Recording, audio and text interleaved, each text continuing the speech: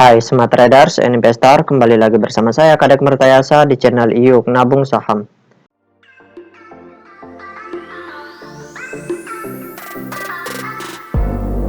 Nah, di episode kali ini kita akan membahas salah satu perusahaan yang direquest oleh Ingsun Avandi, kode sahamnya WinR.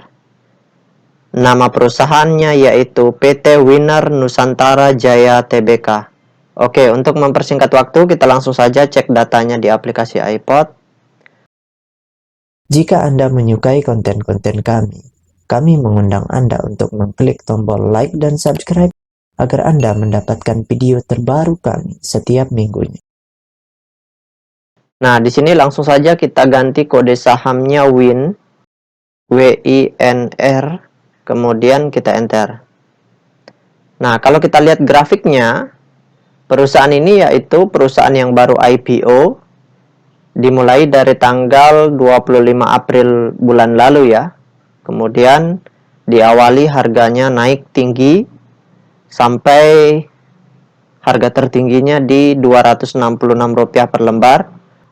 Kemudian terendahnya di harga Rp114 per lembar. Nah, sekarang kita ingin lihat apa yang dilakukan oleh investor semi retailnya. Karena perusahaan yang baru IPO itu jarang sekali ada investor besarnya. Underwriter itu statusnya sebagai semi retail karena biasanya kepemilikan mereka itu dipecah-pecah seperti itu. Nah, jadi kita lihat apa yang dilakukan oleh underwriter-nya sebagai semi retailnya yang menguasai banyak supply di sini atau menguasai barangnya paling banyak seperti itu. Oke, sekarang kita langsung saja cek data broker summary-nya. Kita klik kolom Broksum. Kemudian ini kita geser dulu ke samping ya. Oke. Nah, selanjutnya kita ganti kodenya di sini WinR ya. Winner, kemudian kita ganti tanggalnya dari tanggal 25 bulan 4 atau April 2022 sampai dengan tanggal 23 Mei 2022. Oke, kita show. Nah, berdasarkan data transaksinya atau data broker summary-nya, kalau kita hitung total lot yang dibeli dengan total lot yang dijual secara keseluruhan dengan metode manual, karena perusahaan yang baru IPO ini belum bisa kita analisis dengan detektor ya. Jadi kita lakukan penghitungan secara manual. Nah, maka dapat ditarik kesimpulan bahwasannya dari awal IPO ini investor semi retailnya atau dalam hal ini underwriter-nya itu melakukan aksi masif distribusi. Jadi di sini mereka memborong sebelum IPO ya, pre-IPO itu mereka membeli saham atau underwriter-nya membeli saham dari perusahaan. Namun yang dilepas ke publik itu jumlahnya sedikit. Sehingga mereka mudah untuk markup harga.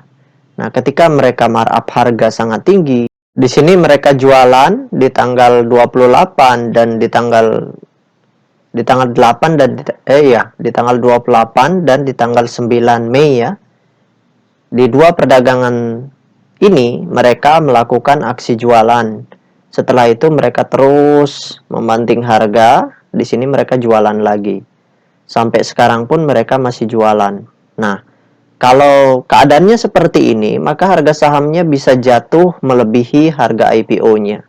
Dan kalau kondisinya seperti ini, di mana emiten ini ditinggalkan oleh underwriter-nya, maka harga sahamnya akan cenderung sideways nanti di harga 50. Akan mentok di harga 50 seperti itu. Karena underwriter yang statusnya sebagai penguasa barang itu sudah jualan. Ya mudah-mudahan mereka tidak jualan semua ya. Karena kalau kita hitung-hitung mereka belum habis jualan. Nah, terus apa yang akan terjadi dengan harga sahamnya ke depan? Nah, harga sahamnya kalau underwriter-nya terus jualan, maka harga sahamnya berpotensi jatuh lebih dalam lagi, seperti itu. Namun, apakah harga sahamnya bisa naik? Itu tergantung dari underwriter-nya. Atau jika ada semi retail lain yang mau masuk ke perusahaan ini mengakumulasi pelan-pelan, setelah itu mereka markup harga seperti itu. Maka ada potensi kalau harga sahamnya bisa naik seperti itu.